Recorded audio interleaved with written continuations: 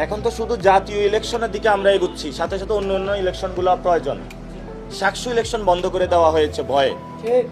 Election হলেই অনেকে হারার ভয় পায়, এই জন্য আগে সিলেকশনের মধ্যে চলে যায়।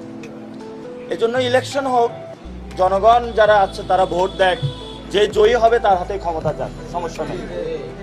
আমরা আশা করব যে বাংলাদেশের সর্ব জায়গায় গণতন্ত্র প্রতিষ্ঠা হোক, এবং আমরা যারা হকার বাইরা রয়েছে ওনাদেরকে কিভাবে একটা সুষ্ঠু নীতিমালার মধ্যে নিয়ে এসে যায়, ওনাদের বেতন ভাতা ফ্যামিলি নিয়ে যাতে ভালোভাবে জীবন যাপন করতে পারে, এটা কিভাবে বৃদ্ধি করা যায়। সেই ক্ষেত্রে এমনিই তো মুদ্রণ শিল্প শেষ হয়ে যাচ্ছে, কিন্তু যারা হকার্স বাইরে রয়েছে তারা কই যাবে? পত্রিকাগুলো বন্ধ হয়ে যাচ্ছে, অনলাইনে সবাই চলে যাচ্ছে, তো এই মানুষগুলোর তো কোনো একটা ব্যবস্থা করতে হবে।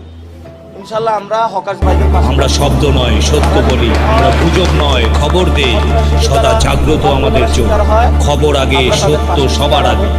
বাহাদুর লাইভ নিউজ একটি নিরপেক্ষ, নির্দলীয়, আন্তর্জাতিক সোশ্যাল মিডিয়া। আমাদের সত্য জানুন, সচেতন থাকুন।